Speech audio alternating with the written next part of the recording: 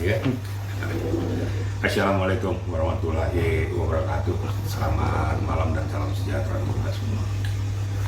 Jadi mungkin sudah beberapa ulasan saya sampaikan kepada rekan-rekan media dan kepada juga masyarakat, biar mengerti orang awam itu, biar paham hukum. Sehingga dengan seperti ini saya berikan edukasi. Saya nggak punya kepentingan apa-apa, tapi saya mohon juga yang memberikan komentar nggak usah berpihak-berpihak lah, apalagi statusnya sebagai pengacara. Kan dia kan malu nanti kalau seandainya seorang pengacara sudah tahu dia bahwa itu judulnya A, tapi karena ada tendensinya bikinnya jadi B. Hukum nggak bisa begitu. Hukum tuh ya A, B, B sesuai dengan fakta, bukti, data. Itu loh. Kita masuk pada pokok permasalahan ya. Jadi seperti yang sudah saya ulas masalah penerapan daripada pasal dari JPU, orang kan suka berpolemik. Kenapa kok berubah dari 368 kepada 369 ayat 1 Yunto 55 dan TPPU? Nah, kan tadinya kan dari penyidik kan 368, tapi di dalam perjalanannya ada P19 koordinasi antara JPU dengan penyidik. Akhirnya pada saat penyelesaian tahap 2 diputuskanlah bahwa itu pasalnya dirubah jadi 369 ayat 1 Yunto 55. Tapi ranahnya tetap pemerasan. Jadi jangan dibilang itu kan pencemaran nama baik, jangan dipotong. Pencemaran nama baik itu berada di 310, 311. Nah, kalau mau kita ujaran kebencian segala macam masuk di pasal 27 Undang-Undang ITE. Tidak ada relevansinya kepada pasal pemerasan. Jadi orang selalu berkonotasi bahwa 368 itu bahwa diancam dengan kekerasan. Saya dulu pernah ngomong bahwa ancaman secara halus juga itu pemerasan. Yang penting barang baik sebagian atau seluruhnya sudah berpindah dari seseorang kepada orang lain. Nah, perlu saya sampaikan di sini di 369 tuh ayat 1 supaya jelas masyarakat ya, bahwa suatu perbuatan tindak pidana dengan cara melawan hukum ya, melakukan pencemaran nama baik dan mempublikasikan jati diri seorang tentang sesuatu hal. Di buntut belakangnya itu ada tujuannya supaya jangan terpublikasi ini ya, dia akan menerima barang, benda atau uang baik sebagian atau seluruhnya. Nah, kalau seandainya ini nggak diterapkan ya terpublikasi dan cemarkan tentang sesuatu aktivitas seseorang atau kelompok yang mungkin ya membuat suatu langkah tindakan yang menyalahi hukum supaya ini tertutup. Jadi nggak ada yang salah dari JPU itu. Nah, dia melakukannya sudah dengan fakta lapangan. Nah, sekarang perlu saya sampaikan di sini. Kenapa TPPU muncul? TPPU itu muncul itu karena ada pidana asalnya, ya, melakukan suatu perbuatan tindak pidana untuk meraup keuntungan dengan cara melawan hukum, ya, kemudian melakukan pemerasan untuk memperkaya diri, bukan hasil jerih payahnya. Makanya dikenakan dari TPPU, gitu. Kalau dari pihak Nikita ataupun kuasa hukumnya Bahben mengcounter itu atau tidak berterima dengan penerapan pasal itu, bahwa dikatakan apakah sumir atau tidak cermat, itu menurut saya itu hal yang manusiawi. Namanya kan kita berusaha lepas dari jeratan hukum itu, kita memberikan suatu tanggapan, pandangan atau nota keberatan. Makanya di eksepsi kemarin itu diberikanlah nota keberatan itu, ya, memberikan tanggapan dengan dakwaan JPU. Ya, berkali-kali saya menyatakan bahwa itu harus ada data, fakta, bukti lapangan, saksi-saksi yang menguatkan, yang mungkin bisa menganulir, mengamputasi atau memfilter daripada dakwaan JPU. Nanti tinggal hakim yang menilai. Seseorang terdakwa belum bisa dikatakan bahwa dia telah melakukan perbuatan tindak pidana sebelum ada keputusan yang inkrah berkekuatan hukum tetap dari hakim pengadilan. Nah, itu yang perlu dipahami sama kita. Jadi menurut hemat saya itu ya sah-sah saja, ya, manusiawi lah. Namanya seorang terdakwa kan berusaha bagaimana lepas dari masalah hukum ini. Dia mencoba dengan kuasa hukumnya untuk mengcounter itu. dengan apa yang dia ketahui, apa yang dia alami, jadi bukti-bukti yang dia miliki bersesuaian nggak dengan dakwaan daripada JPU. Itu yang saya katakan, inilah namanya fakta persidangan. Kita lihat aja perkembangannya nanti. Ini kan kita belum lihat juga nanti apakah ada tanggapan keterangan daripada pihak Reza. Kan nanti memberikan komentar dia bersesuaian nggak apa yang dilaporkan dengan dakwaan JPU. Mungkin ada lagi saksi-saksi yang lain, mungkin saksi yang melihat atau yang menguatkan peristiwa itu, ada saksi, ada car. Karena dalam BAP itu saya lihat ada orang-orang tertentu yang tersebut di dalamnya. Menurut hemat saya ini wajib untuk diminta keterangan juga supaya terangnya suatu perkara.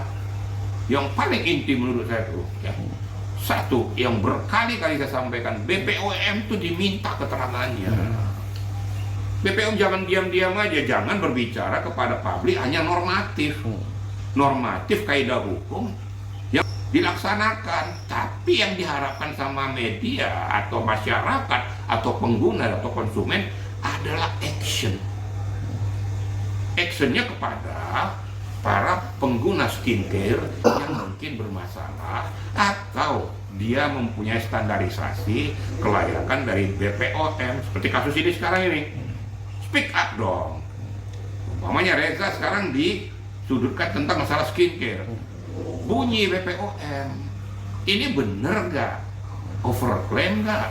Atau memang standar nggak?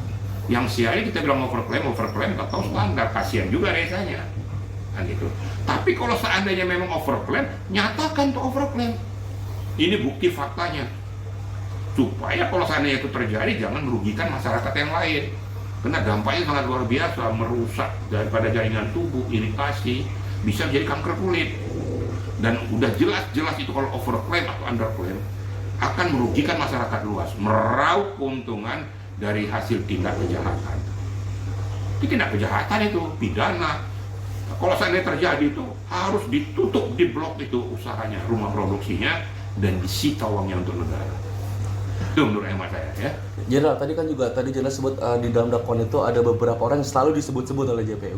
Kira-kira kalaupun nanti menjadi saksi, apakah bisa terseret juga, Jenderal? Gimana? Apakah bisa terseret juga dua orang yang disebut tadi itu? Tinggal kita lihat fakta persidangan. Apa fakta persidangan ada irisannya nggak dengan peristiwa pidana itu? Itu yang saya katakan tadi. Saya kan tidak mau berandai-andai. Nanti diminta keterangan orang tertentu itu, dia tahu nggak peristiwa itu, atau turut terlibat nggak dalam peristiwa itu. Apakah dia juga sebagai mediator atau fasilitator? Kita kan juga nggak tahu. Nantinya kita lihat. Nanti disitulah keterangan fakta persidangan akan dikorek oleh hakim, dipertanyakan sama JPU. Mungkin akan didesak dengan kuasa hukum yang berkaitan dengan itu dan saksi yang lain. Kalau seandainya memang terlibat ya layak dan harus diperiksa, dikenakan pidana. Tapi kalau enggak ya jangan juga. Saya kan lurus-lurus saja gitu ya. Makanya letakkan hukum itu yang adil dan seadil-adilnya bagi siapapun pencari keadilan. Itu loh kira-kira ya. Jenderal, ini kan posisinya saat ini kan pihak Reza Gladys ini kan sangat tersudut dengan adanya pemberitaan ini, dan dibilang pihak Reza Gladys ini dan JPU ini merubah pasal kemarin. Kalau buat kaum awam memang tidak tahu kan disebut merubah pasal, tiba-tiba ada pasal dan segala macamnya. Tadi Jenderal sendiri melihatnya seperti apa? Nggak ada yang merubah pasal, tapi menerapkan pasal yang ngepas dengan situasi kondisi itu betul. Jadi jangan salah, sebelum itu bergulir, yakin pasti penyidik dengan JPU sudah berkoordinasi. Loh. Ya, kalau pihak Reza juga nggak akan merasa tersudut kalau tidak merasa. Nah, jadi ya lihat aja fakta persidangannya.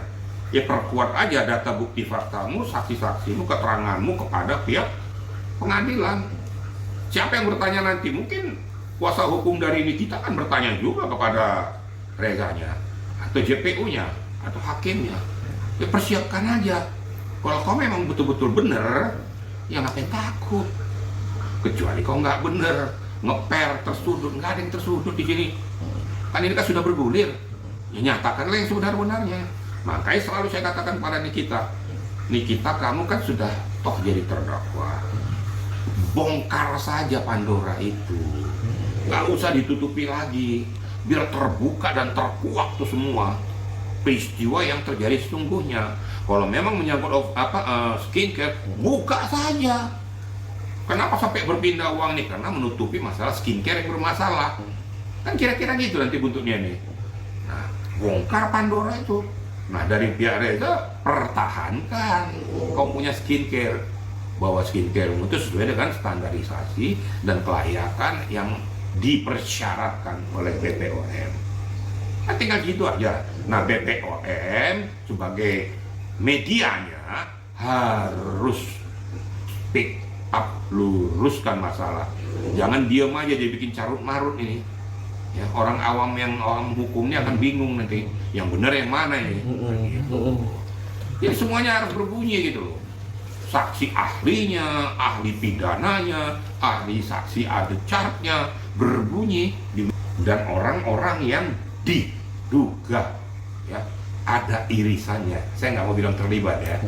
Ada irisannya, ada relevansinya dengan peristiwa pidana itu. Dia tahukah? Dia mengertikah? Dia memahamikah? Atau ikut di dalamnya? Buktikan saja nanti di pengadilan. Itu kira-kira ya. Terus kan nih kita sendiri di keterangannya itu meminta Presiden Prabowo bubarkan BPOM karena BPOM ini melindungi mafia skincare. Ya menurut hemat saya yang nggak dibubarkan itu kan lembaga negara.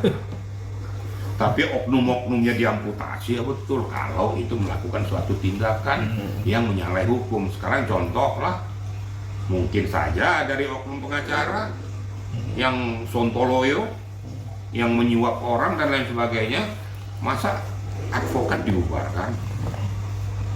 Mungkin saja dari pihak kepolisian ada oknum-oknum yang mempermainkan kasus, atau karena ada sesuatu dia belokkan penerapan pasal.